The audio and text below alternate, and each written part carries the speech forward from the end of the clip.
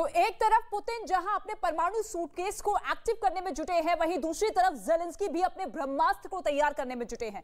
Zelensky के पास ये वो हथियार है जो यूक्रेन को रूस से बचा सकता है। क्या है ज़ेलेंस्की का वो ब्रह्मास्त्र, और क्या ज़ेलेंस्की कुछ ऐसा करने वाले हैं जो पूरी दुनिया को चौंका सकता है?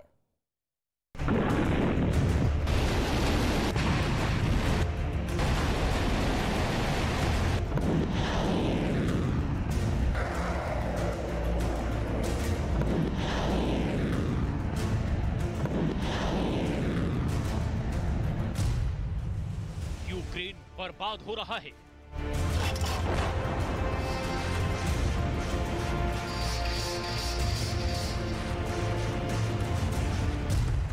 रूस की मिसाइलें और बम यूक्रेन को तबाह कर रही हैं।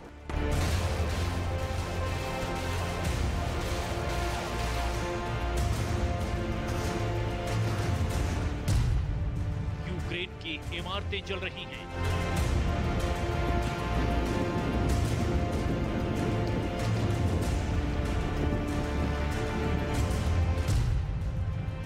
इमारतें खंडहरों में तब्दील हो रही हैं।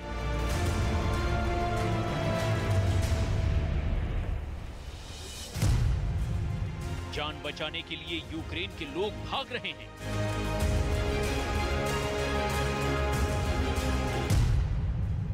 यूक्रेन के बॉर्डर्स पर रूस ने कब्जा जमा लिया है।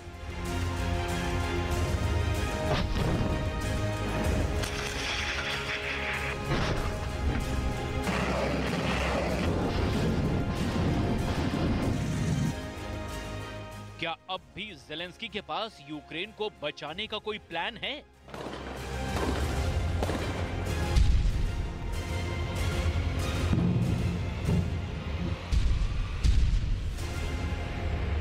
क्या यूक्रेन के पास भी पुतिन के खिलाफ कोई ब्रह्मास्त्र है?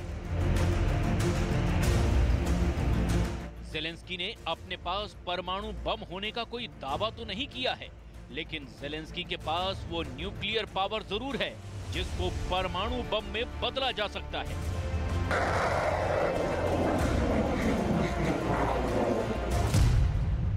(1990) से पहले यूक्रेन में 8 परमाणु संयंत्र थे।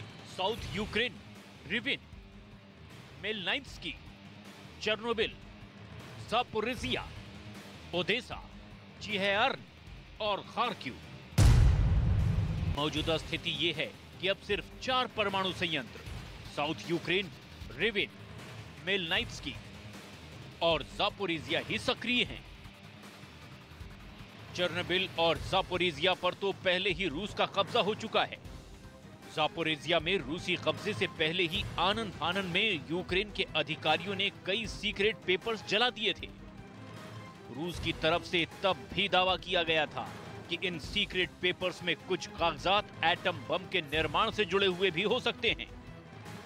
रूस के विदेश मंत्री ने भी ज़ेलेंस्की पर यह आरोप लगाए थे कि वो परमाणु बम हासिल करने की कोशिश कर रहे हैं।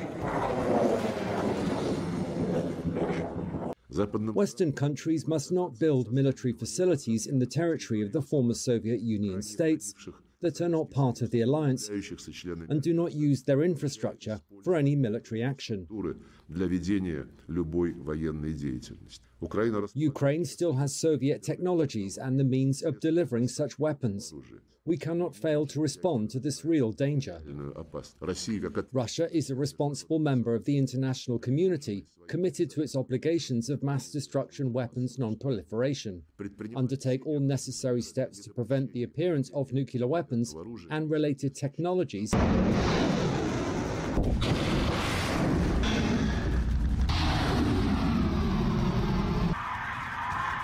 रूस की ओर से यह भी कहा गया कि यूक्रेन पर हमला करने की एक वजह यह भी है कि ज़ेलेंस्की लगातार परमाणु बम बनाने की कोशिशों में लगे हुए हैं। रूस ने यह भी आरोप लगाया कि परमाणु बम बनाने में अमेरिका भी यूक्रेन की मदद कर रहा है। ज़ेलेंस्की इस बात के समर्थक तो जरूर रहे हैं कि यूक्रेन को अपनी आत्मरक्षा के लिए परमाणु बम बनाना चाहिए, लेकिन उन्होंने कभी खुलकर इस तरह के दावे नहीं किए।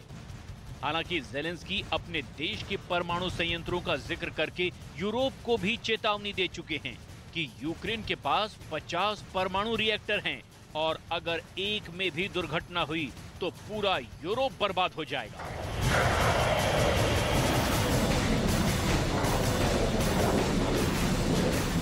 Хто знає, скільки горя і жертв приніс вибух на атомній станції. Це була глобальна катастрофа. З її наслідками боролися сотні тисяч людей. Евакуювали десятки тисяч людей. Росія хоче це повторити і вже повторює, але у 6 разів більше. Європейці, прокиньтесь, будь ласка, говоріть своїм політикам. Російські війська обстрілюють атомну станцію в Україні. साल 1990 में जब यूक्रेन सोवियत संघ से अलग हो गया, तब भी यूक्रेन के पास सोवियत परमाणु शस्त्रागार के 1/3 परमाणु हथियार थे। तब यूक्रेन परमाणु हथियारों में तीसरे नंबर पर था।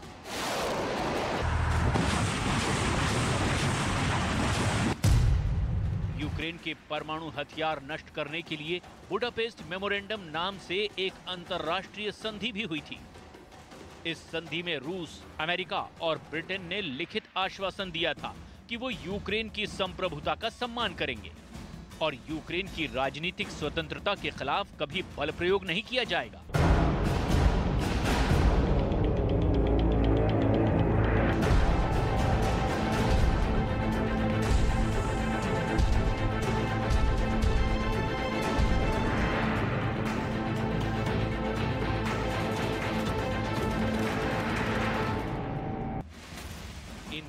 देशों के फरेबी समझौते में यूक्रेन फंस गया। अब जब रूस यूक्रेन में बमबारी और जनसंहार कर रहा है तो कोई साथ नहीं दे रहा है। जब साल 2014 में रूस ने यूक्रेन के क्रीमिया पर हमला करके उसे अपने कब्जे में ले लिया, तब एक बार फिर यूक्रेन के अंदर परमाणु हथियार विकसित करने की मांग शुरू हुई। यूक्रेनी संसद के एक सदस्य पाउलो रिजाने ने कहा था कि हमने एक समझौते के कारण परमाणु हथियार छोड़ दिए। अब यूक्रेन में एक मजबूत भावना है कि हमने एक बड़ी गलती की है। हमें ज्यादा मजबूत यूक्रेन की आवश्यकता है। अगर आपके पास परमाणु हथियार हैं तो लोग आप पर आक्रमण नहीं करेंगे। साल 2021 में यूक्रेन के एक राजदूत एंड्री यारोस्लावोविच ने कहा कि अगर यूक्रेन को नेटो का सदस्य बनने की अनुमति नहीं दी गई तो उसके देश को अपनी सुरक्षा की गारंटी के लिए परमाणु बम बनाने पर विचार करना होगा। फरवरी 2022 में यूक्रेन के राष्ट्रपति व्लादिमीर ज़ेलेंस्की ने भी कहा कि अगर हमें सुरक्षा की गारंटी नहीं मिलती तो हमें परमाणु बम न बनाने के पुराने समझौते को तोड़ना होगा। जिसे कहते हैं फ्रंट एंड अग्रांत जो रिएक्टर रहता है, उसमें कई बार जिसने इन्वेस्टमेंट कैपेबिलिटी अपने बदौलत हासिल कर ली और परमाणु बम बनाने की क्षमता वाला वह ईंधन जिसे कहते हैं न्यूक्लियर फ्यूल और फिसाइल मटेरियल उत्पादित कर सकता है, तो संभावना बम बनाने की प्रबल रहती है। लेकिन जहां फ्यूल जो ईंधन है, जो यूरेनियम है, वो सेफगार्डेड है, इंस्पेक्शन के अंदर आता है, वह संभावना थोड़ी कम हो जाती है। लेकिन तकनीकी अगर आपने दक्षता हासिल कर ली तो सिद्धांततः यह संभव है। इस युद्ध में यूक्रेन की हालत बहुत ज्यादा खराब हो चुकी है। अगर यूक्रेन के दावों की माने तो यूक्रेन की जनता युद्ध की विभीषिका बहुत बुरी तरीके से झेल रही है। यूक्रेन का दावा है कि रूस के हमलों में अब तक यूक्रेन के अंदर करीब 150 बच्चों की जान गई और 172 बच्चे घायल हो गए। कीव में 64 बच्चों की मौत हुई है, खार्किव में 43, डोनेट्स्क में 43, चेर्निहिव में 32, माइकोलाइव में 24, खेरसॉन में 15 और सुमी में 14 बच्चों की मौत हुई। यूक्रेन का दावा है कि रूस के मिसाइल हमलों में 566 स्कूल नष्ट हो गए।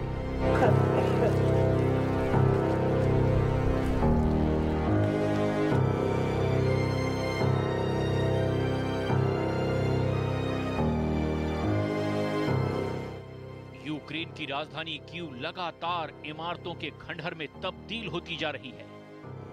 अब तक यूक्रेन की तरफ से जो दावे किए गए हैं उसके मुताबिक कीव को जबरदस्त नुकसान झेलना पड़ा है। कीव में 87 आवासीय भवन मिसाइलों के हमलों में बर्बाद हो चुके हैं। कीव के 12 स्कूल भी धमाकों में तहस नहस हो चुके हैं।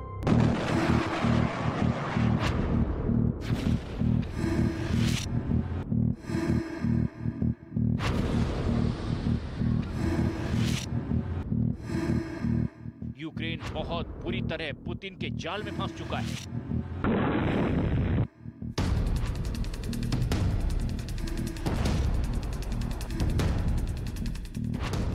बम धमाकों से दहल रहे यूक्रेन के लिए एक और बड़ी बुरी खबर आ रही है। खबर ये कि पुतिन किसी भी तरह ज़ेलेंस्की पर सरेंडर का दबाव डालना चाहते हैं और इसके लिए अब वो नया पैंतरा आजमाने जा रहे हैं और ये पैंतरा है छोटे परमाणु बम।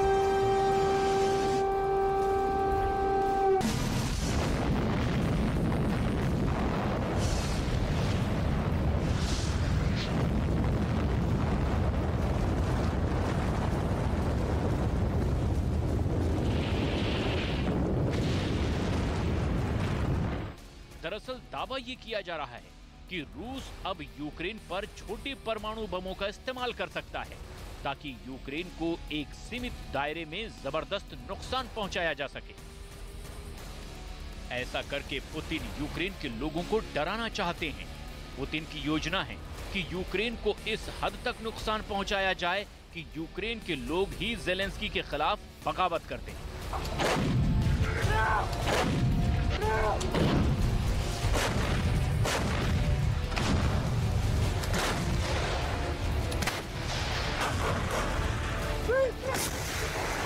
हालांकि एक्सपर्ट्स का दावा यह भी है कि छोटे परमाणु बमों के धमाके भी बहुत जबरदस्त नुकसान कर सकते हैं। परमाणु धमाके के बाद जो नुकसान होगा, इस बात का बिल्कुल भी फर्क नहीं पड़ेगा कि परमाणु हथियार 20 किलो टन का था या फिर 1 मेगाटन का।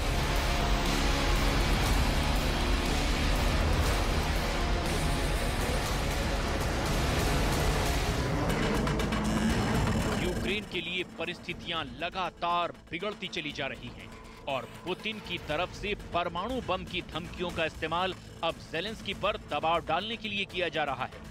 अब ज़ेलेंस्की को कोई ना कोई मास्टर स्ट्रोक खेलना ही पड़ेगा, नहीं तो पुतिन के गुस्से की आग में पूरा यूक्रेन खंडहर बन जाएगा।